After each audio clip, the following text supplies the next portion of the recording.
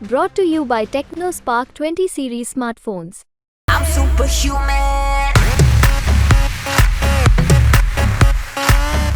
कि भाई 1 साल हो गया, अभी अब तो आ जाएंगे। तो उन्होंने कहा कि नहीं माँ, 1 साल के लिए बढ़ गया, इमरजेंसी बढ़ गई। तो उस चीज़ में उसके कारण जो है ब्रेन हैमरेज हो गया था। तो 27 दिन हॉस्पिटल में रही, डेथ हो गई। लेकिन मैं आ नहीं सका उसमें, मेरी रिहाई नहीं हुई, मुझे पेरोल भी नहीं दिया गया। क्रियाकर्म के लिए आपको बिल्कुल पेरोल नहीं दिया गया।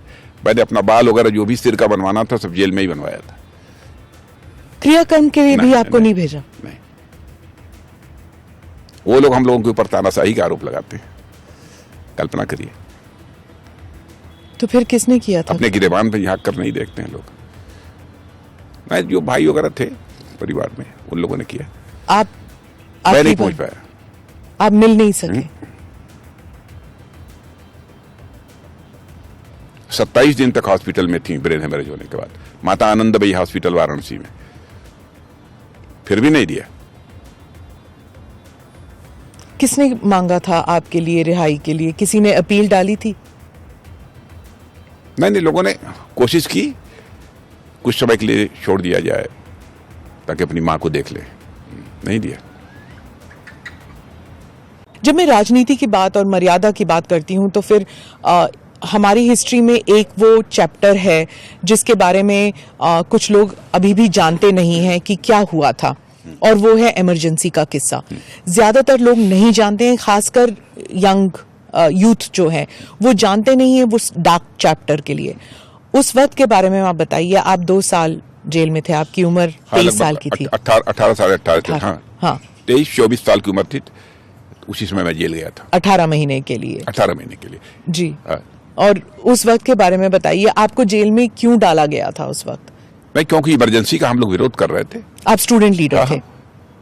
स्टूडेंट लीडर नहीं था, मैं टीचर हो गया था। लेकिन फिर भी जेपी मूवमेंट में शामिल हुआ था। और उस समय सारी पॉलिटिकल पार्टीज ने मिलकर उसी हमको 24 साल की उम्र में ही जेपी मूवमेंट का कन्वीनर बनाया था। जिले का मिर्जापुर सोनभद्र दोनों एक जिले हुआ करते थे, उसका मैं कन्वीनर था।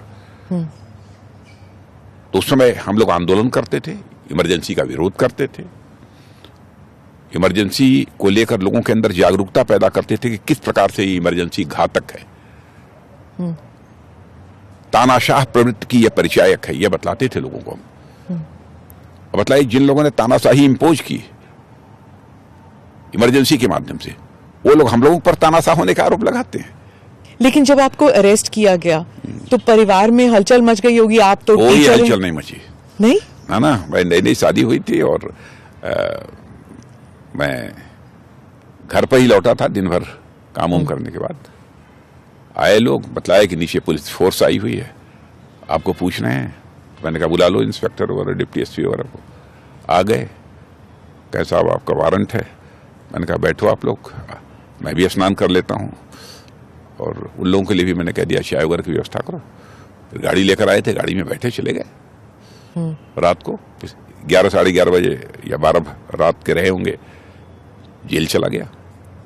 और 3 लोग थे, तन्हाई में रखा गया था। सॉलिटरी कन्फाइनमेंट, सॉलिटरी सेल, लगभग 2-2.5 महीने तक। बहुत मुश्किल होता होगा वहां पे? कोई मुश्किल नहीं, हौसला बुलंद था। इधर से अकेले मैं नारा लगाता था, उधर से 250 लोग दूसरे कंपाउंड में थे, वो लोग उधर से रिस्पॉन्ड करते थे। और ही वो लोग नारे लगाते थे, अकेले में इधर से मैं बोलता था। इमरजेंसी के खिलाफ तानाशाही नहीं चलेगी, नहीं चलेगी, ये लगता था उस समय। तो उस साइड में कौन था आप जानते थे? नहीं, हमारे हाँ सब हमारे उसी जिले के लोग थे जो कि इमरजेंसी के दौरान गिरफ्तार हुए थे। बहुत सारी पॉलिटिकल पार्टीज के लोग गिरफ्तार हुए थे उस समय। हाँ। और जब आपको सॉलिटरी कन्फाइनमेंट में रखा गया, आपके पास क्या किताब या कुछ पढ़ने के लिए अखबार आते थे, किताब आता था, क्या था?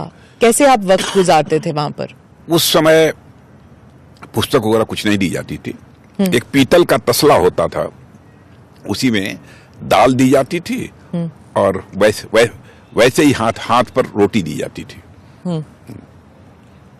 और तो लेकर हम लोग कुछ दिनों तक, जब तक था मैं वहां सॉलिटरी सेल में, उस समय तक हम लोग खाते थे। हाँ। और कुछ समय के लिए हम लोग को बाहर भी निकालते थे, रात को फिर बंद कर देते थे उसमें सॉलिटरी सेल में। माने वो कंपाउंड था, उसमें और कोई नहीं था, हम 3 लोग थे, लेकिन वो लोग भी मुझसे पहले ही छूट गए थे। पर आपको 2 साल तक क्यों रखा? मतलब लोग वहां से सेंट्रल जेल नैनी मुझे ट्रांसफर कर दिया गया। हाँ, जहाँ पे पंडित जी भी थे वहां पे। मैं बहुत अच्छे स्वभाव का था इसलिए रखा।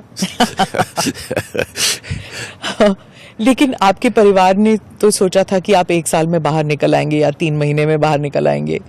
नहीं, जब डिस्ट्रिक्ट जेल मिर्जापुर से मेरा ट्रांसफर हो रहा था सेंट्रल जेल नैनी के लिए, तो सैकड़ों पुलिस थी, प्लेटफार्म के ऊपर लेकर गए थे मुझे लोग। तो मेरी माँ वगैरह में मिलने के लिए सब आए थे, लेकिन मेरी माँ ने उस समय भी कहा था कि बेटा चाहे जो कुछ भी हो गया माफी मांग के मत आना। पुलिस के लोग रोने लगे। और आपकी माँ का निधन हुआ? वो तो इमरजेंसी जब 1 साल समाप्त होने लगी, तो हमारे एक चचेरे भाई हैं, गाजीपुर पोस्ट ग्रेजुएट कॉलेज में मैथमेटिक्स के लेक्चरर थे, तो उनसे पूछा, तो उन्होंने कहा कि भाई 1 साल हो गया, अभी अब तो आ जाएंगे। तो उन्होंने कहा कि नहीं माँ, 1 साल के लिए बढ़ गया, इमरजेंसी बढ़ गई। तो उसी समय उसके कारण जो है ब्रेन हैमरेज हो गया था। तो 27 दिन हॉस्पिटल में रही, डेथ हो गई। लेकिन मैं आ नहीं सका उसमें, मेरी रिहाई नहीं हुई, मुझे पेरोल भी नहीं दिया गया। क्रियाकर्म के लिए आपको बिल्कुल पेरोल नहीं दिया गया। मैंने अपना बाल वगैरह जो भी सिर का बनवाना था सब जेल में ही बनवाया था। क्रियाकर्म के लिए भी आपको नहीं भेजा? नहीं, वो लोग हम लोगों के ऊपर तानाशाही का आरोप लगाते हैं, कल्पना करिए। तो फिर किसने किया था? अपने गिरेबान पे झांक कर नहीं देखते हैं लोग। मैं जो भाई वगैरह थे परिवार में, उन लोगों ने किया। मैं नहीं पहुंच पाया, आप मिल नहीं सके? 27 दिन तक हॉस्पिटल में थी ब्रेन हेमरेज होने के बाद, माता आनंदबाई हॉस्पिटल वाराणसी में, फिर भी नहीं दिया। किसने मांगा था आपके लिए रिहाई के लिए? किसी ने अपील डाली थी? नहीं, लोगों ने कोशिश की कुछ समय के लिए छोड़ दिया जाए ताकि अपनी मां को देख ले, नहीं दिया।